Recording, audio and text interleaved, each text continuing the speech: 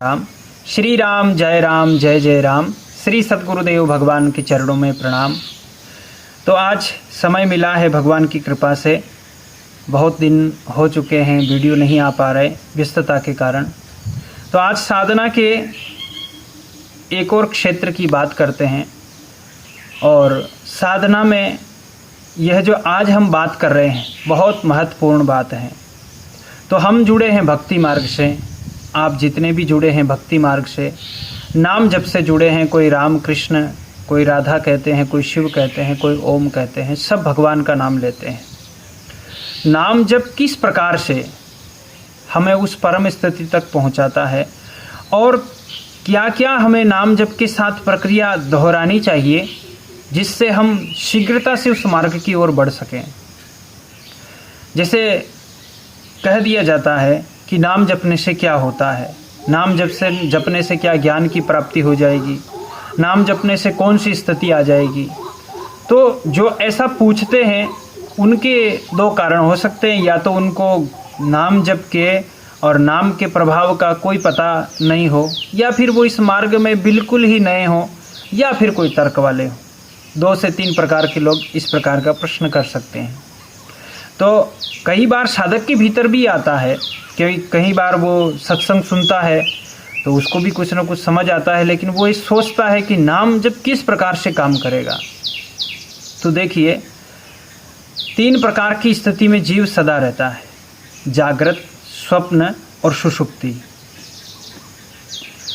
सुषुप्ति तो उसके जीवन में कभी कभार आती है, बाकी वो जागृत स्वप्न के बीच में चलता है। और जिसे हम जागृत कहते हैं उसे इसलिए जागृत कहते हैं कि उसमें हमें लगता है कि शरीर उठ गया है, क्रियारत है, स्नान कर रहे हैं, भजन कर रहे हैं, पूजा पाठ कर रहे हैं। तो इसमें कहीं कहीं जागृति की किरणें हैं। वास्तविकता में ये जागृति नहीं है, यह भी एक प्रकार का स्वप्न ही है। आप खुद सोच कर देखें कि क्या हम भोजन करते समय केवल भोजन ही करते हैं? क्या नहाने के समय केवल नहाते हैं? क्या राह चलते हुए केवल हम राह ही चल रहे हैं? नहीं, ऐसा नहीं है। स्नान करने वाला व्यक्ति अगर उसको अपने नित्य कर्म में ऑफिस पे जाना है, ड्यूटी पर जाना है, तो वो आधे रास्ते चल रहा होता है और शरीर स्नान कर रहा होता है। किसी को ट्रेन में कल बैठना है, कल यात्रा करनी, लेकिन वो आज से ही यात्रा शुरू कर देता है, मानसिक यात्रा। तो वो वर्तमान स्थिति में मन, बुद्धि और तन सहित स्थित नहीं है। तो वह भी एक प्रकार का स्वप्न है। वो चलते फिरते स्वप्न देख रहा है, आदमी सोकर स्वप्न देख रहा है। हर प्रकार से ये स्वप्न की ही दशा है।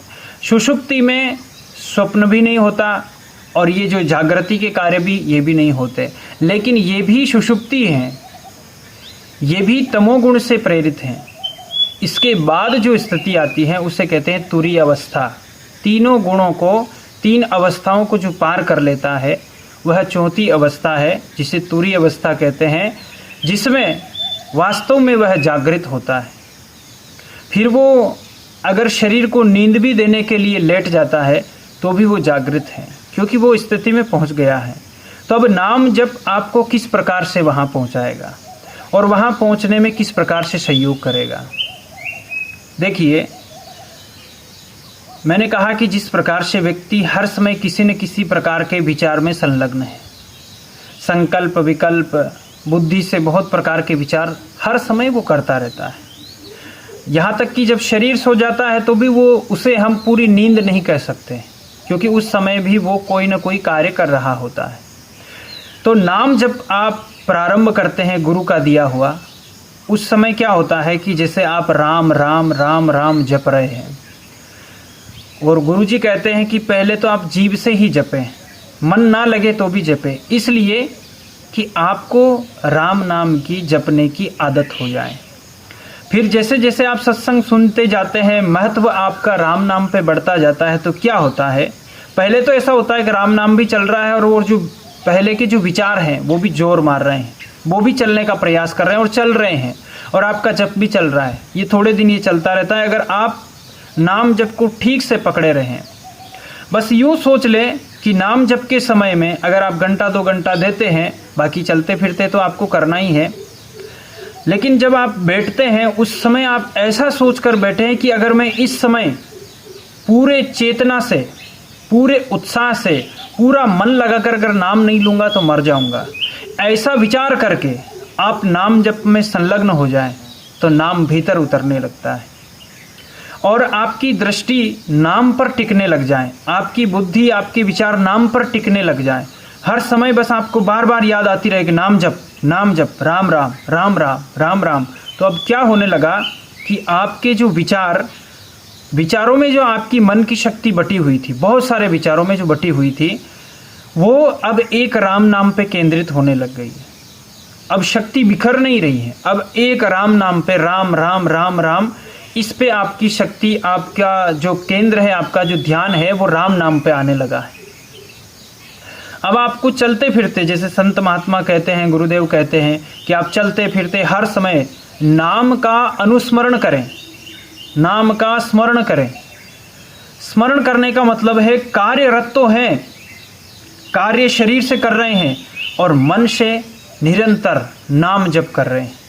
जब ये निरंतरता बनती जाएगी, बढ़ती जाएगी, अभी निरंतर नहीं है, जब निरंतर बढ़ती जाएगी तो जिसे हम जागृत कहते हैं, अगर जागृत अवस्था में आपका निरंतर नाम चलने लगा, जैसे कोई बातचीत भी करनी है, बातचीत करने के बाद तत्क्षण नाम जप प्रारंभ हो जाता है। नाम जप रुकता नहीं है। नाम जप रुकने से आपको डर लगने लगता है कि नाम जप कहीं रुक न जाए। यही करना है, आपको डर लगना चाहिए, भय लगना चाहिए कि कहीं नाम छूट न जाए, क्योंकि आपको तुरीय अवस्था तक जाना है। तो जब आप नाम जपते जपते जपते जपते आपका स्मरण इतना प्रगाढ़ हो जाता है कि जब आप जागृत अवस्था में तो कर ही रहे हैं, जब आप सो जाते हैं और नींद में भी स्वप्न अब आना बंद हो जाता है। पहले ऐसा नहीं होगा, शुरुआत में ऐसा नहीं होगा। कभी आपको सपने में भी आप ऐसा लगेगा कि आप नाम जप कर रहे हैं, राम राम राम राम। लेकिन एक समय ऐसा आएगा कि आप केवल ध्वनि सुन पाएंगे। आप सोते हुए बस आपको भीतर भीतर सुनाई देगा राम राम राम राम। जो स्मरण आपने दिन में किया है, लगातार किया है, अब वो रात्रि में चलेगा। क्योंकि आप दिन में जो काम करते हैं ना, जिस कार्य में आपका मन संलग्न होता है, वो चाहे अच्छा हो बुरा हो, किसी भी प्रकार से जुड़ा हो, वासना से जुड़ा हो, रात्रि में आपको उसी का चिंतन होता रहता है। अगर आप कहीं भयभीत होने जैसा कोई दृश्य देख लेते हैं तो आप रात्रि में भयभीत हो जाते हैं, क्योंकि आपका मन वहाँ टिका हुआ था। लेकिन आप दिन में अब एक ही काम महत्वपूर्ण कर रहे हैं, नाम जप, तो अब रात्रि में भी आपका नाम जप चलेगा। तो इससे क्या होगा कि आपकी जो स्वप्न अवस्था थी चलते फिरते वाली और जो रात्रि में सोने वाली, ये दोनों टूटती जाएगी। अब रात्रि में भी एक ही काम चल रहा है और दिन में भी एक ही काम चल रहा है। बाकी जो शरीर से काम हो रहे हैं, मतलब आध्यात्म का उससे नहीं, आध्यात्म का मतलब आपके मन से है, क्योंकि मन ही तो बाधा है, मन ही तो बंधन है। जब मन ही नहीं रह जाएगा तो तब तो आप अपने स्वरूप में ही हैं। तो अब मन को ही तो वहाँ पहुँचाना है जहाँ होना चाहिए। अब क्या होगा कि आपकी जागृत अवस्था और स्वप्न अवस्था दोनों नाम के ध्वनि के साथ परिवर्तित हो जाएगी। अब आपकी स्वप्न में जो शक्ति खर्च हो रही थी, जागृत अवस्था में जो विचारों में जो शक्ति खर्च हो रही थी, अब वो राम नाम के उस शब्द ब्रह्म पर इकट्ठी होने लग जाएगी। हो सकता है आपके संकल्प, आपकी इच्छाएं पूर्ति होने लग जाए, लेकिन इसको आप चमत्कार मत समझ लेना। चमत्कार तो भी बहुत आगे होने वाला है। आपको क्या करना है, नाम जप को बढ़ाते जाना है, बढ़ाते जाना है। अब जब नींद में भी नाम चलने लग जाएगा, चलते चलते चलते चलते एक दिन ऐसा आएगा कि जब सुषुप्ति अवस्था आएगी, तो सुषुप्ति अवस्था आने से पहले उसका आपको ज्ञान होने लगेगा। और सुषुप्ति अवस्था कब जाती है, कब आती है, निद्रा शरीर को कब आती है, कब जाती है, आपको ज्ञान होने लग जाएगा। क्योंकि आप अब निरंतर नाम जप में संलग्न होने लगे हैं। अब शरीर सो रहा है, आप जागे हुए। आपका जागना महत्वपूर्ण है, शरीर का जागना महत्वपूर्ण नहीं है। शरीर तो सहयोग करता है प्रारंभ में, लेकिन जब नाम जब सिद्ध अवस्था में पहुंच जाता है तो शरीर का कार्य शरीर करता रहता है, लेकिन आप नहीं होते हैं। अब शरीर ही है, शरीर ही कर रहा है। फिर जब सुषुप्ति अवस्था का भी ज्ञान बना रहता है कि ये जागृत अवस्था गई, ये स्वप्न अवस्था गई और ये सुषुप्ति अवस्था गई। और जिस दिन सुषुप्ति अवस्था का अंतिम कदम आप उठा लेंगे नाम जप के साथ में, तो फिर आप तुरीय अवस्था में पहुंच जाएंगे। और जिस दिन तुरीय अवस्था में पहुंचेंगे, वो तुरीय अवस्था सुषुप्ति अवस्था के बिल्कुल बाद की अवस्था है, जिसे आपको प्राप्त नहीं करनी है, वो प्राप्त अपने आप हो जाएगी। तो नाम जप बहुत सार्थक है आपको 3 अवस्थाओं से पार ले जाने के लिए। पर आपकी महत्व बुद्धि हो राम नाम पर, भगवान के नाम पर, जो आपके गुरुदेव ने आपको नाम दिया है, वो चाहे जो नाम हो, शिव नाम हो, राधा नाम हो, कृष्ण नाम हो, राम नाम हो, सीताराम नाम हो, ओम नाम हो, जो नाम आपको अपने गुरुजी ने दिया है, उस पर आपकी महत्व बुद्धि हो जाए और आप निरंतर उसका स्मरण करते रहें, स्मरण करते रहें, स्मरण करते रहें, तो जागृत, स्वप्न और सुषुप्ति तीनों अवस्थाएं आपकी पार हो जाएगी। और तीनों अवस्थाओं को पार करने के बाद तो आप अपने ही स्वरूप में होंगे। चौथी जो अवस्था है, जिसे तुरीय अवस्था कहते हैं, वो परम अवस्था है। तुरीय अवस्था में जो पहुंच जाता है, फिर वो सब कुछ उस प्रकार से देख पाता है जिस प्रकार से हम देख नहीं पा रहे हैं। तो आज ये जो चर्चा है, ये इसलिए है कि हमारी प्रीति नाम जप में बढ़े। अभी हम थोड़ा थोड़ा नाम ले रहे हैं, और थोड़ा थोड़ा नाम लेके भी हम इतना अहंकार कर रहे हैं कि हम बहुत सारा नाम लेते हैं, लेकिन हम अभी वो नाम नहीं ले रहे हैं। क्या हमारे स्वप्न टूट चुके हैं? क्या हमारे स्वप्न बंद हो चुके हैं? क्या स्वप्न के भीतर हमें भगवान का नाम सुनाई देता रहता है, निरंतर सुनाई देता रहता है? क्या कभी तार नहीं टूट रहा है? अगर ऐसा है तो फिर आप बहुत ऊंची स्थिति में चले गए हैं। और ऐसा है तो भगवान से प्रार्थना है कि आप और आगे बढ़ें। लेकिन अभी अगर ऐसा नहीं है तो हमें नाम जप में प्रीति बढ़ानी पड़ेगी, नाम जप बढ़ाना पड़ेगा, क्योंकि हमें सहारा लिया है भगवान के नाम का। और जीवन में परमात्मा के नाम के सहारे से बढ़कर कोई सहारा नहीं है। बाकी सब सहारे छूट जाने हैं, भगवान का नाम सदा साथ रहेगा। और ज्ञान मार्ग में कई लोग दृष्टा भाव से भी जाते हैं, दृष्टा भाव करके भी जाते हैं, लेकिन वो भी ओम का सहारा लेते हैं। भगवान के नाम का सहारा लिए बिना भवसागर पार नहीं हो सकता। केवल सोचने मात्र से, और सोचोगे तो मन है, जब सोच विचार चल रहा है तो मन है। आप चाहे जो दोहराओ, अहम ब्रह्मास्मि दोहराओ, शिवोहम दोहराओ, जो भी दोहराओगे आप मन से ही दोहराओगे ना। तो मन से कोई शब्द निरंतर, यही इसीलिए यह शब्द ब्रह्म है। तो उस ब्रह्म के कई स्वरूप हैं, उसने अवतार लिए हैं, बड़े बड़े कार्य किए हैं, तो उनके नाम के प्रति हमारी श्रद्धा है। अब आप अपने ना, अगर मैं आपको कह दूं आप अपना नाम जप करो, तो आपको अपने नाम पे भरोसा नहीं है, भगवान के नाम पे भरोसा है। लेकिन अब इस भरोसे को बहुत तीव्रता से बढ़ाओ और आसक्ति भगवान के नाम की प्रति बढ़ाओ। और सारे जगत के कार्य होते रहेंगे। अगर जीवन में जीते जी अगर तुरीय अवस्था प्राप्त नहीं हुई तो फिर वापस से जन्म लेना पड़ेगा। इसलिए आप मेरी बात को समझ पाए होंगे।